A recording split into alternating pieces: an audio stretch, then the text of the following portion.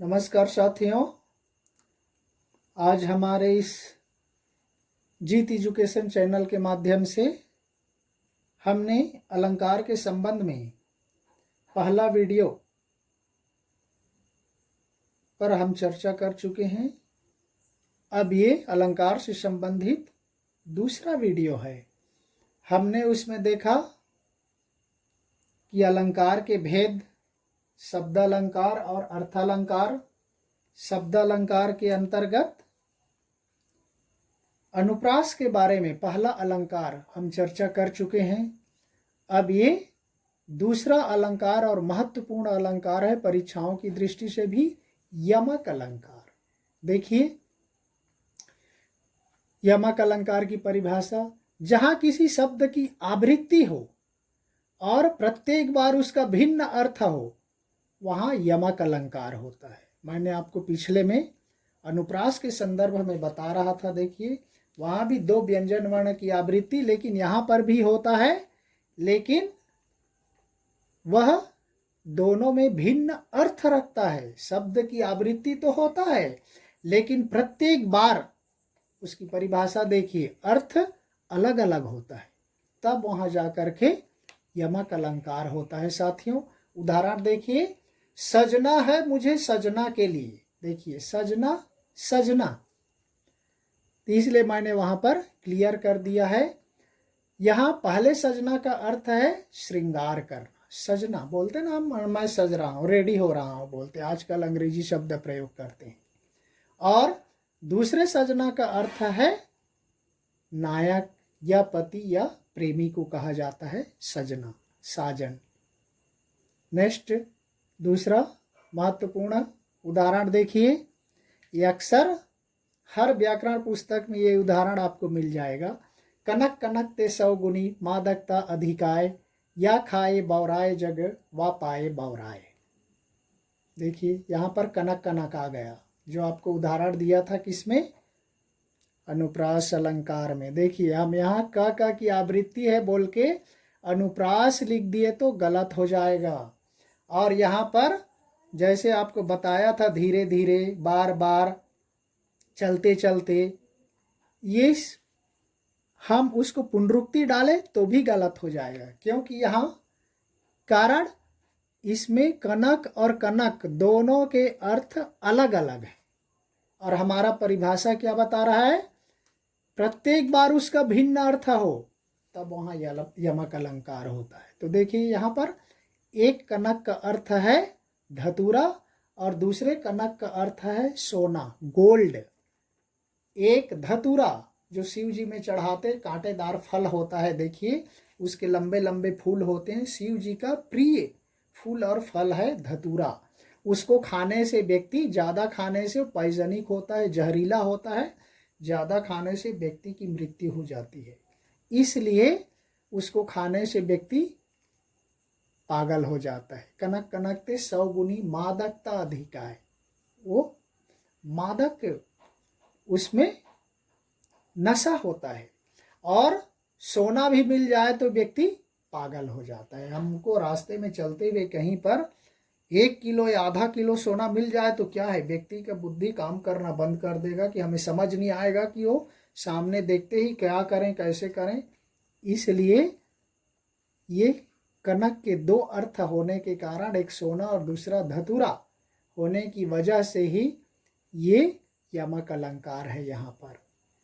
देखिए, नेक्स्ट, तीसरा उदाहरण क्या बताया जाता है, 3 बेर खाती थी सो अब 3 बेर खाती हैं। देखिए, यहाँ पर ऑलरेडी मैं लिख दिया, यहाँ पहले 3 बेर, 3 बेर का अर्थ है 3 बार, 3 टाइम्स। वो पहले 3 टाइम्स खाती थी, लेकिन अब ऐसा समय आ गया, ऐसी गरीबी आ गई, ऐसा अभाव आ गया, जिसके कारण वह 3 बेर का अर्थ है 3 बेर के फल, केवल 3 बेर के फल खा करके जीवित रहना पड़ रहा है। एक समय था उसके पास कि वह दिन में 3 बार खाती थी, अब ऐसा समय आ गया, क्योंकि हम सबको मालूम है समय परिवर्तनशील होता है, और लक्ष्मी भी चंचला होती है, उनका नाम ही चंचला है। तो इसलिए अब ऐसा समय आ गया, उसको 3 बार तो क्या 3 बेर के फल खा करके रहने पड़ रहे हैं, इसलिए यहाँ पर यमक अलंकार हो गया। नेक्स्ट चौथा उदाहरण देखिए, काली घटा का घमंड घटा। देखिए, काली घटा का घमंड घटा, तो यहाँ काली घटा का अर्थ हुआ काले काले बादलों का जमघट, काले काले बादलों का समूह, काली घटा। दूसरे, घटा का अर्थ है कम होना, सीधी सी बात है, घटा घट जाना, कम हो जाना, तो उसके अर्थ में है। नेक्स्ट पांचवा और अंतिम एग्जाम्पल है, उदाहरण है, नगन जड़ाती थी वे अब नगन जड़ाती हैं। नगन जड़ाती थी वे अब नगन जड़ाती हैं। तो देखिए यहाँ पर पहले वह क्या करती थी, पहले नगन का अर्थ है जड़ाने का, पहले कपड़े पर अपने हीरे पन्ने लगवाती थी, बुटीक जिसको हम बोलते, कई प्रकार के कपड़ों में आजकल डिजाइन डलवाते, बुटीक डलवाते, वैसे हीरे पन्ने बुटीक करवाती थी।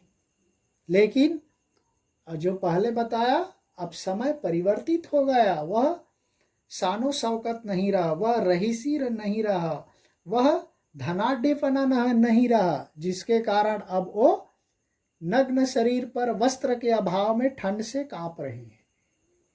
अब उसके पास नगन जड़ाती हैं, उसके पास इतने कपड़े नहीं हैं, इसलिए ठंड के समय में बिना कपड़े के उसके शरीर कांपते रहता है। ठंड से कांपना, बिना कपड़े के शरीर होने के कारण ठंड से कांपना, तो ये है नगन जड़ाती, नग्न शरीर पर ठंड का प्रभाव ज़्यादा होने से शरीर हिलने लगता है, शेकिंग होने लगता है। तो ये है साथियों, नगन जड़ाती के संदर्भ में ये दो प्रयुक्त हुए हैं। तो इस तरह से हम यहाँ पर देखते हैं। चलिए नेक्स्ट लास्ट भी देख देते, हमारे पास टाइम है। तो अंतिम शब्दालंकार के अंतर्गत देख लेते तीसरा उदाहरण, श्लेष अलंकार। देखिए, हम अनुप्रास देखें कैसे दो शब्द के भिन्न भिन्न अर्थ होने पर यमक हुआ। तीसरा है श्लेष। श्लेष का अर्थ है चिपकना या चिपका हुआ। जब एक ही शब्द में कई अर्थ चिपके रहते हैं तब श्लेष अलंकार होता है। देखिए, एक ही शब्द में कई अर्थ, यहाँ पर प्रसिद्ध उदाहरण जो अधिकतर व्याकरण पुस्तकों में मिल जाता है। देखिए, 9th क्लास के बी कोर्स में भी ये रहीम के दोहे हैं। रहीमन पानी राखिए, बिनु पानी सब सुन, पानी गए न उबरय, मोती मानुष चुन। तो यहाँ पर पानी के 3 अर्थ लिए गए हैं। किसके संदर्भ में? मोती के संदर्भ में, मनुष्य के संदर्भ में और चुन के संदर्भ में। तो इसलिए यहाँ पर श्लेष अलंकार होता है। इसके और सारे बहुत से एग्जाम्पल हैं। यहाँ पर देखिए, पानी के 3 अर्थ हैं। मोती के संदर्भ में चमक, मोती पर्ल कहाँ पाई जाती? समुद्र में। और वह कहाँ होती? सीपी में होती है। सीपी कहाँ होती? समुद्र में होती हैं और समुद्र के गहरे पानी में होती हैं। बिना पानी के न सीपी जी सकती है और न उसमें मोती हो सकता है। तो इसलिए पानी के संदर्भ में मोती का अर्थ होता है उसकी चमक। दूसरा है मनुष्य के संदर्भ में पानी का अर्थ है मान सम्मान, इज्जत, प्रतिष्ठा। कहा जाता है ना, मुहावरे बोला जाता है, पानी पानी होना, यानी बहुत लज्जित होना, शर्मिंदा होना, घड़ों पानी पड़ना बोलते हैं, अर्थात बहुत ही लज्जा अनुभव करना। तो ये पानी के संदर्भ में मनुष्य के लिए प्रयुक्त होता है मान सम्मान, इज्जत, प्रतिष्ठा। मोती के संदर्भ में चमक, चुन। चुन के 2 मीनिंग होते हैं। एक तो चूना के लिए भी होता है और एक आटा के लिए भी प्रयुक्त होता है। देखिए, जब चूने में यदि पानी नहीं होता, वह सूखा हो जाता है, तो उसका गुण होता है, उसकी क्वालिटी होती है, ख़त्म हो जाती है, उसको फेंक दिया जाता है। हम जैसे पान खाते हैं, पान में चूना लगाते, देखिए घर पोतने के लिए चूना प्रयोग करते, लेकिन वो जब चूना सूख जाता है, पूरी तरह से गीला नहीं रहता, तब वह व्यर्थ हो जाता है, वेस्ट हो जाता है, उसकी क्वालिटी समाप्त हो जाती है। तो बिना पानी का चूना व्यर्थ है, इसलिए जल का महत्व है चूने के लिए। दूसरा, आटे के संदर्भ में देख लीजिए क्या होता है। यदि हम आटा को रोटी बनाना चाहते हैं, चपाती बनाना चाहते हैं, तो उसमें पानी डालते हैं। हम बिना पानी डाले आटा को सीधा नहीं खा सकते, इसलिए वहाँ पर उस आटा या चूने के लिए पानी का महत्व है। इसलिए यहाँ चून शब्द का प्रयोग पानी के लिए हुआ है। मनुष्य के लिए मान सम्मान का प्रतीक है, मोती के लिए चमक का प्रतीक है। नेक्स्ट, दूसरा देखिए, जहाँ गांठ तहाँ रस नहीं, यह जानत सब कोई। देखिए, गांठ, गांठ के संदर्भ में दो अर्थ बताया गया है। यहाँ पर गन्ने के संदर्भ में गांठ का अर्थ है गठान। आप देखिए, शुगर केन, गन्ना, गन्ना होता है, उसमें दो पोरों के बीच में एक गठान होता है। हम उस गठान को खाते नहीं, केवल उस मिडल वाले पोर भाग को खाते हैं जो छिलने पर सॉफ्ट होता है, वो गठान को छोड़ देते। तो गन्ने के संदर्भ में वो गठान है, गांठ।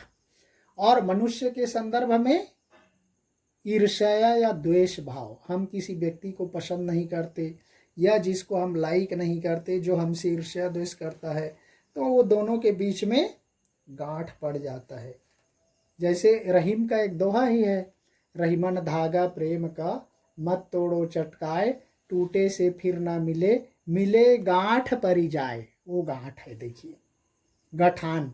मन में जब दो व्यक्ति के बीच में कुछ मनमुटाव या भेद या ईर्ष्या द्वेष आ जाती है, उसके लिए वो गांठ शब्द का प्रयोग किया गया। जैसे रस्सी को बांधने के लिए गांठ डाला जाता है, गठान सीधा नहीं होता, वह प्रेम रूपी धागा संबंध जुड़े रहने से, सीधा जुड़ने से ही उसका महत्व है। एक बार टूट के फिर उसको जोड़ना चाहें तो उसमें गांठ हो जाती है। वही गठान यहाँ पर मनुष्य के लिए द्वेष भाव के अर्थ में प्रयुक्त हुआ है। नेक्स्ट, तीसरा देखिए साथियों, किस तरह से है। सुबरन को ढूढ़त फिरत कवि व्यभिचारी चोर। सुबरन, सुबरन का अर्थ तीन तरह के, तीनों के लिए हुआ है। देखिए, सुबरन, सुबरन कवि के लिए क्या महत्व है। अच्छे वर्ण वृत्त, अच्छे छंद या अच्छे अक्षर को कहा गया है सुबरन। सुबरन कवि के लिए अच्छे वर्ण, अच्छे छंद या अच्छे अक्षर। व्यभिचारी, जो व्यभिचारी व्यक्ति है, दुराचारी व्यक्ति है, उसके लिए सुबरन का अर्थ है सुंदर स्त्री, सुंदर महिला, सुंदर वर्ण वाली स्त्री, उसके लिए प्रयुक्त हुआ है सुबरन, जो उसको अच्छा लगता है। नेक्स्ट, तीसरा, सुबरन चोर के लिए क्या है, सोना, गोल्ड। देखो, सुबरन चोर क्या ढूंढेगा, किसी के घर में जाएगा तो सोना ढूंढेगा, सोना। तो इसलिए सुबरन को ढूढ़त फिरत, सुबरन को कौन कौन लोग ढूंढते, कवि लोग अच्छे वर्ण वृत्त छंद अक्षर के लिए ढूंढते, व्यभिचारी दुराचारी लोग सुंदर स्त्री के अर्थ में सुबरन का प्रयोग करते, और चोर लोग सुबरन का अर्थ सोना या गोल्ड ढूंढने के लिए प्रयुक्त करते हैं। एक चौथा और लास्ट है, देखिए, मंगन को देख ही देत पट बार बार हैं। मंगन यानी मांगने वाला, भिखारी, बेगर को देख के, पट के यहाँ पर दो अर्थ है। जैसे अंबर के दो अर्थ होते, आकाश होता है, कपड़ा होता है। उसी तरह से यहाँ पर पट के दो अर्थ है। पट का अर्थ होता है वस्त्र, कपड़ा, और पट का अर्थ होता है किवाड़, दरवाजा। अर्थात उस भिखारी को देखकर एक व्यक्ति अपना दरवाजा बंद कर लेता है कि अरे मेरे घर ये भिखारी ना आए, लेकिन उसी भिखारी को देखकर दूसरा व्यक्ति क्या करता है, अपने दरवाजे खोल लेता है और उनके घर के सारे कपड़े उसको दान में दे देता है। तो ये है मंगन को देख ही देत पट बार बार हैं। तो पट का अर्थ वस्त्र हो गया, पट का अर्थ किवाड़ हो गया। इसलिए साथियों यहाँ पर एक ही अर्थ के एक ही शब्द के दो अर्थ हो रहे, यहाँ पर अर्थ चिपके हुए हैं, इसलिए साथियों ये श्लेष अलंकार हुआ। तो इस तरह से श्लेष अलंकार मीन्स एक ही शब्द में कई दो या दो से अधिक अर्थ चिपके रहना। यमक में क्या है, दो शब्द बराबर हैं लेकिन दोनों के अर्थ भिन्न हैं। हमने ऑलरेडी देख लिया, कनक कनक के संदर्भ में, तीन बेर के संदर्भ में, और नगन जड़ाती थी के संदर्भ में। अनुप्रास क्या है, दो या दो से अधिक व्यंजन वर्ण की आवृत्ति वाले शब्द आते हैं तो वहां पर अनुप्रास होता है। तो ये तीनों साथियों शब्द अलंकार के अंतर्गत आते हैं। अब मेरे ख्याल से आपको समझ में आ गया होगा, अंतर उसमें पकड़ लिए होंगे, ट्रिक समझ गए होंगे। और अब नेक्स्ट वीडियो हम अर्थालंकार के बारे में करेंगे। तब तक के लिए धन्यवाद। जय हिंद।